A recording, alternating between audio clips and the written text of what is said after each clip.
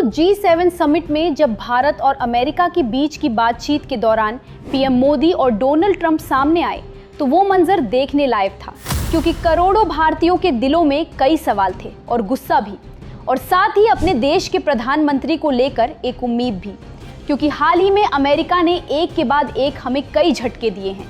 कुछ दिन पहले एक अमेरिकी हमले में 3 भारतीय लोग शहीद हुए थे, जिसके बाद से पूरे देश में अमेरिका के खिलाफ एक गुस्सा था। सब लोग दुखी थे, लेकिन अमेरिका की ऐसी हरकत के बावजूद हमारे प्रधानमंत्री के मुंह से एक शब्द नहीं निकला। शब्द छोड़िए, यहाँ तक कि उन्होंने उनके लिए एक ट्वीट तक नहीं किया। और ये बात किसी भी भारतीय की समझ से परे थी कि आखिर भैया दिक्कत क्या है। 56 इंच का सीना रखने वाले पीएम मोदी किस मजबूरी के कारण अपना मुंह नहीं खोल रहे।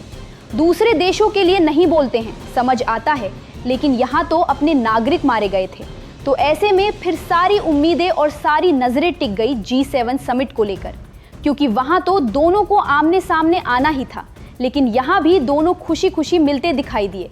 तो लोगों को फिर हैरानी हुई, भारतीय पब्लिक फिर परेशान हुई कि जनाब आखिरकार जिस देश ने आपके 3 निर्दोष नागरिकों को मौत के घाट उतार दिया, आखिरकार पीएम मोदी उस लीडर से हंसी खुशी कैसे मिल सकते हैं। लेकिन ऐसे में आखिरकार जब पीएम मोदी और डोनाल्ड ट्रंप आमने सामने बातचीत करने के लिए बैठे तो सभी को अपने सवाल का जवाब आखिरकार मिल ही गया। लोग उम्मीद लगाए बैठे थे कि पीएम मोदी ट्रंप के मुंह पर भारतीय नागरिकों की मौत का जवाब मांगेंगे, लेकिन दोस्तों बातचीत में होता क्या है ये आप दोनों की तस्वीर देख सकते हैं। दोनों के बीच बातचीत होती है। पीएम मोदी हिंदी में बातचीत कर रहे थे, उसके बाद उनकी बातचीत को ट्रांसलेट किया जा रहा था। तो आखिरकार वो बात भी आई जिसका पूरा देश इंतजार कर रहा था। जिक्र होता है उन 3 भारतीयों की शहादत का। लेकिन दोस्तों पीएम मोदी करते क्या है? पीएम मोदी आज भी डायरेक्ट इस मुद्दे पर कोई जवाब नहीं मांग पाए। ट्रंप से जवाब तो छोड़िए, ये सवाल पूछते हुए बोलते वक्त वो ट्रंप की आंखों में देख भी नहीं पा रहे थे। उनकी बॉडी लैंग्वेज देखकर ऐसा लग रहा था मानो जबरदस्ती उनसे सवाल पूछने को कह रहा है। बॉडी लैंग्वेज बहुत डाउन थी उनकी, जबकि ऐसा होने का कोई रीजन नहीं। आप दुनिया के सबसे बड़े लोकतंत्र के प्रधानमंत्री हैं, 140 करोड़ लोगों का प्रतिनिधित्व कर रहे हैं। बीजेपी वाले पूरे दिन आपको विश्व गुरु बुलाते हैं, तो आपको तो डायरेक्ट ट्रंप की आंखों में आग डालकर इस घटना के बारे में सवाल करना चाहिए था। लेकिन दोस्तों इसके बावजूद भी मोदी डायरेक्ट इस मुद्दे पर सवाल नहीं करते ट्रंप से, बल्कि दूसरे रास्ते से संदेश देते हुए इशारों इशारों में वो अपनी बात रखते हैं।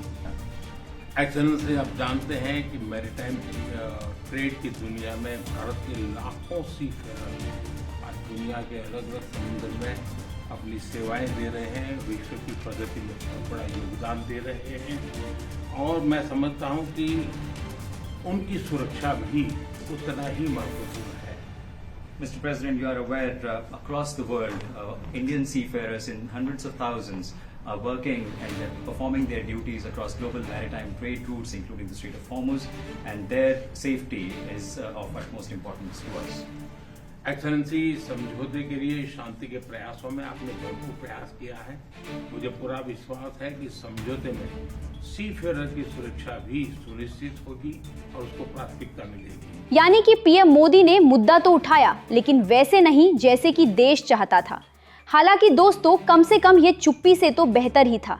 इशारों में सही, लेकिन कम से कम पीएम मोदी ने अपनी बात तो रखी।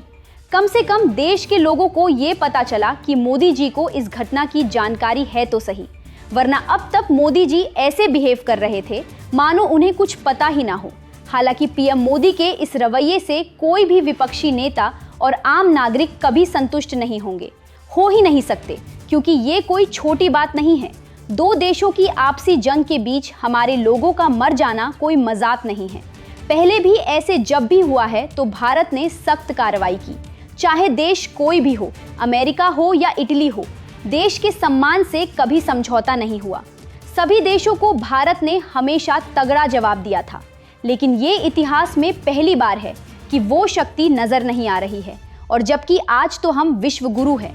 हालांकि दोस्तों वो तो भला हो, एक पत्रकार का जिसने बिना कोई इधर उधर की बात किए डायरेक्टली ट्रंप से 3 भारतीय नाविकों की मृत्यु के ऊपर सवाल पूछा। इसके बाद ट्रंप ने जवाब देते हुए खेद प्रकट किया। परंतु दोस्तों ओवरऑल ये सही तरीका नजर नहीं आता। ये बिल्कुल ऐसे नजर आता है जैसे अमेरिका की नहीं बल्कि भारत की गलती हो या हमने ही कुछ गलत कर दिया हो। ये बात दिल को चुभती तो जरूर है। मैं मिलती हूँ आपसे अपनी अगली वीडियो में, तब तक के लिए जय हिंद।